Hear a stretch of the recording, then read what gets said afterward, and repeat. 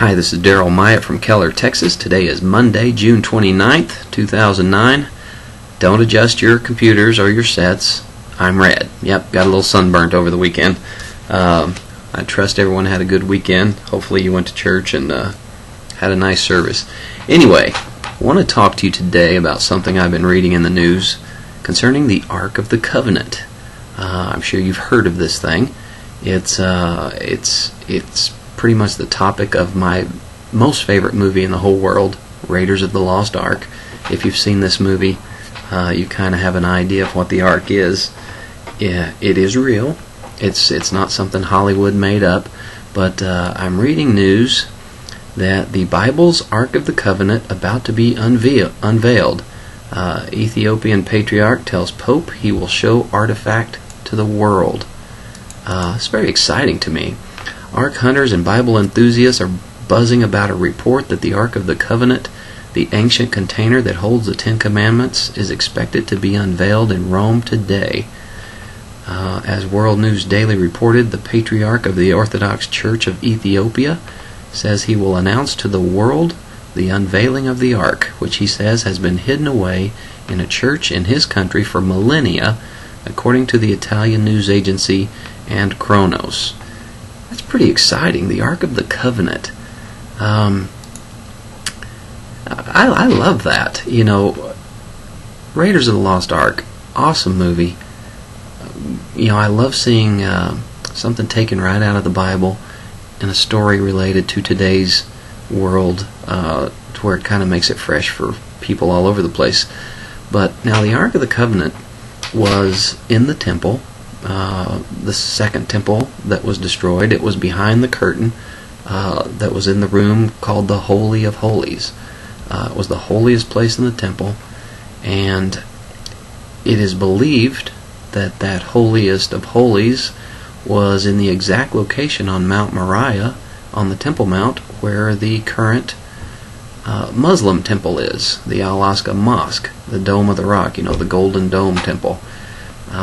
Apparently that was built in about 691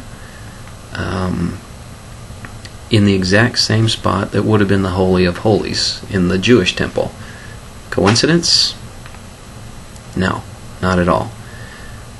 This says the Ark of the Covenant has been in Ethiopia for many centuries, and this man, let's see, what's his name? Italian time, 8 o'clock today. This man, I can't pronounce his name, Abuna Paolos. He says, as a patriarch, I have seen it with my own eyes, and only a few highly qualified persons could do the same until now. So what is this Ark of the Covenant?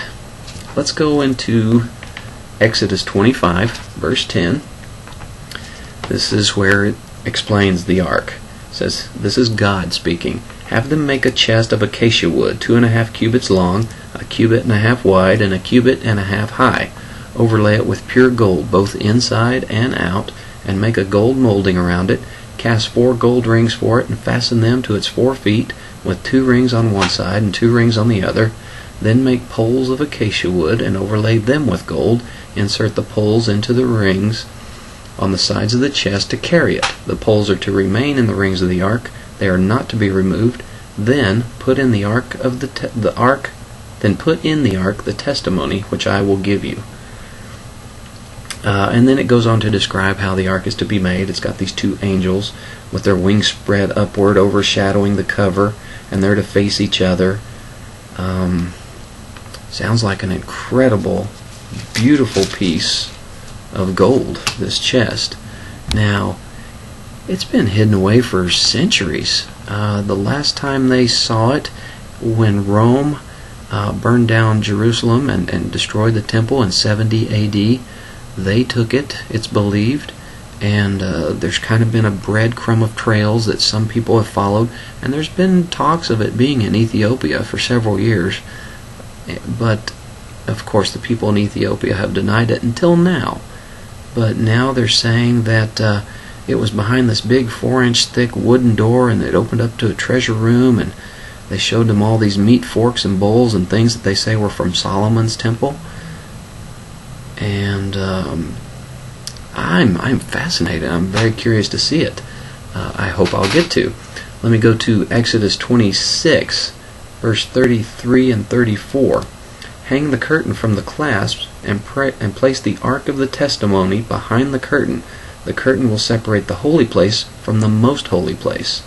Put the atonement cover on the ark of the testimony in the most holy place. So here was instruction on how to carry it, how to use it, where it was supposed to be. Let's go to Exodus 40, verse 20. Kind of lost my place here. Bear with me momentarily. Exodus 40, verse 20 says, He took the testimony and he placed it in the ark, attached the poles to the ark, and put the atonement cover over it. Moses put the 10 Commandments, the original 10 Commandments, into the ark. If we go to Numbers, chapter 7, verse 89, when Moses entered the tent of meeting to speak with the Lord, he heard the voice speaking to him from between the 2 cherubim above the atonement cover on the ark of the testimony, and he spoke with them. Okay, so God used this ark to speak directly to Moses. And this ark was used for the army of the Israelites, that whenever they carried it before their army, they were never defeated. Okay, this thing has unspeakable power. Things that, quite honestly, I don't know if we're ready for.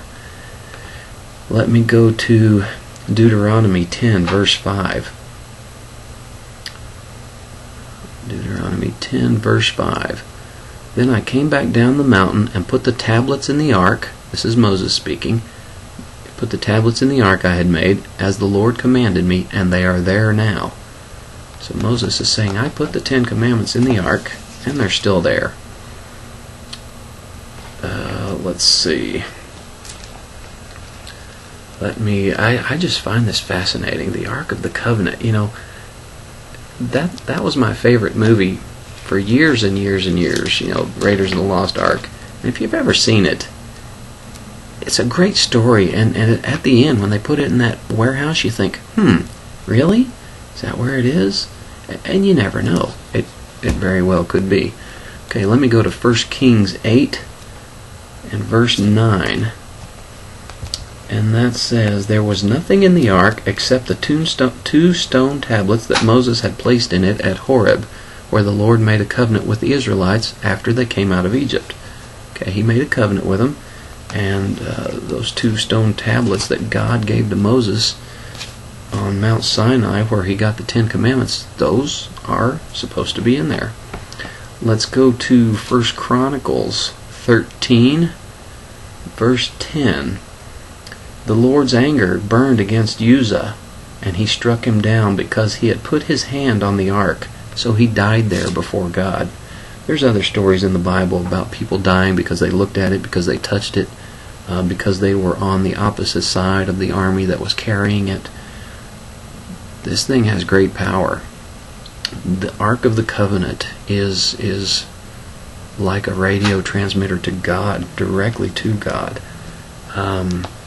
I hope that they are treating this thing with the respect that it deserves. Now, you may think everything about the ark is in the Old Testament. No, no, no. Let me go to Hebrews in the New Testament. Hebrews 9. Let's look at verse 3 and 4. Behind the second curtain was a room called the Most Holy Place, which had the golden altar of incense and the gold-covered Ark of the Covenant. This ark contained the gold jar of manna, Aaron's staff that had budded, and the stone tablets of the covenant. So, okay, a few more things got added to it. A gold jar of manna. This was the manna that God fed the Israelites while they were in the desert for 40 years, wandering through the desert. So, there's more than just the stone tablets. And let me finish with Revelation 11, verse 19. And granted, this is Revelation. This is a prophecy, something that will happen soon. We don't know, but it's in the future. Revelation 11, verse 19. Then God's temple in heaven was opened, and within his temple was seen the Ark of the Covenant. And there came flashes of lightning, rumbles, peals of thunder, an earthquake, and a great hailstorm. I don't think these people realize the power behind this Ark of the Covenant. I'm excited to see it, though. I really hope that this isn't some kind of a hoax, because I'd really love the world to see it. And you don't hear a lot of this in the news. You know, the news is so filled with Michael Jackson's life, and Billy Mays died today, the pitch man for all the TV products. We hear of so many other things that don't really carry that much weight and maybe aren't quite that important. And stories like this that deal with the Bible, they seem to get overlooked. Anyway, thanks for listening. God bless you. Please get to know Jesus as your Savior. And good Lord willing, I'll come see you again tomorrow. God bless.